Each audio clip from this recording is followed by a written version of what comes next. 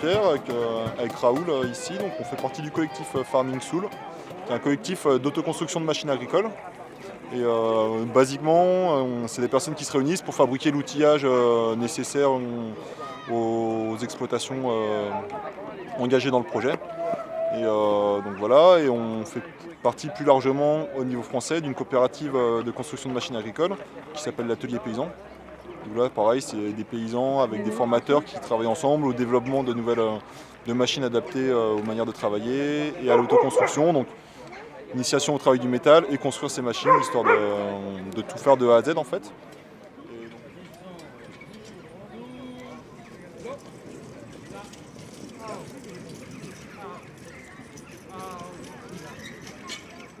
Je cherchais un semoir pour pouvoir semer dans mes vignes. En fait, on était en armement autochtone, on s'en rendait compte que ce n'était pas suffisant.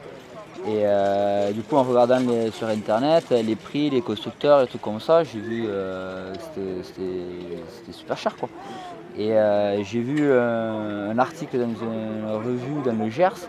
Les mecs avaient fait des comparaisons de plusieurs semoirs, etc. Donc j'ai regardé ça. Et il y avait un semoir en autoconstruction. Voilà, fait par l'atelier paysan. Ils sont à 1000 c'est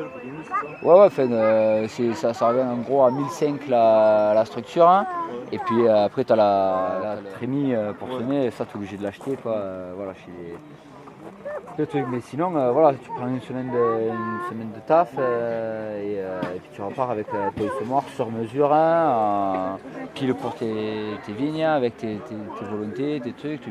Tout le monde, tu pars d'une base et après tout le monde peut se le modifier comme il veut, quoi. Là, je prends assistance en fait. Ouais.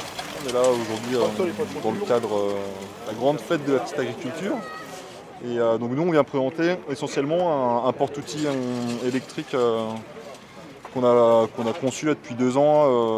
Il y en a 8 à l'heure actuelle qui tournent en France, donc c'est un travail collectif qui a 2 ans maintenant et qui a été pris en compte par une dizaine de personnes pour répondre à un besoin d'entretien de culture léger et peu coûteux. Donc voilà, et on a un petit peu d'outillage aussi qui a été conçu collectivement, d'outillage d'entretien, de désherbage et de binage aussi présent sur le lieu. Voilà.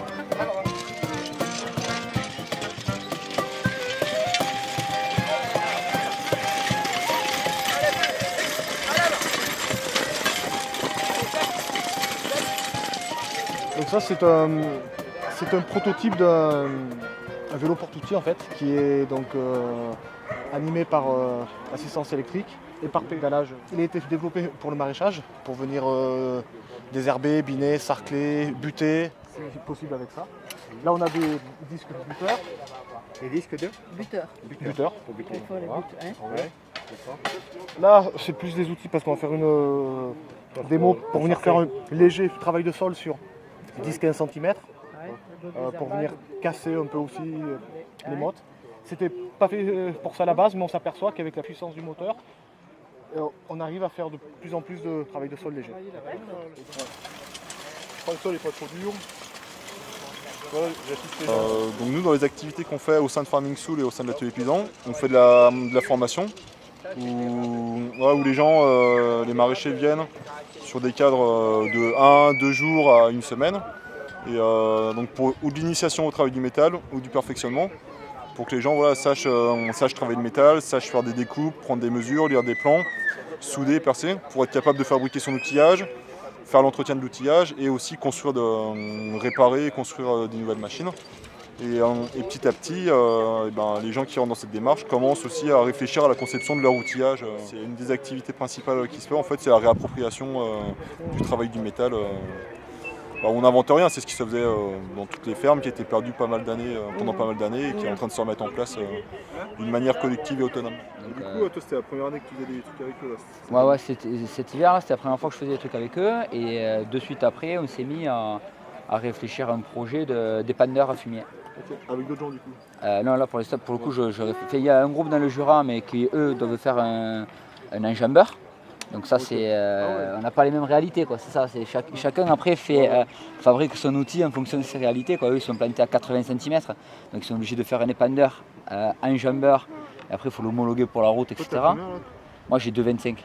Donc moi je suis tranquille. Donc si tu arrives à faire changer un peu les mentalités chez les vignerons, surtout dans le coin, tu sauves considérablement le sol et l'eau, quoi. L'atelier paysan,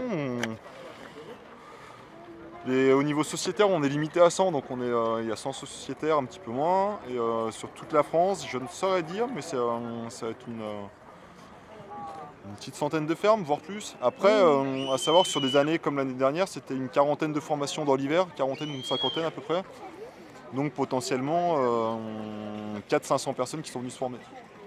Donc il y a des gens qui sont sociétaires, il y a des gens qui sont sympathisants, il y a des gens qui sont juste venus en formation, mais depuis 7-8 ans, c'est plusieurs centaines de maraîchers et plusieurs centaines de machines construites.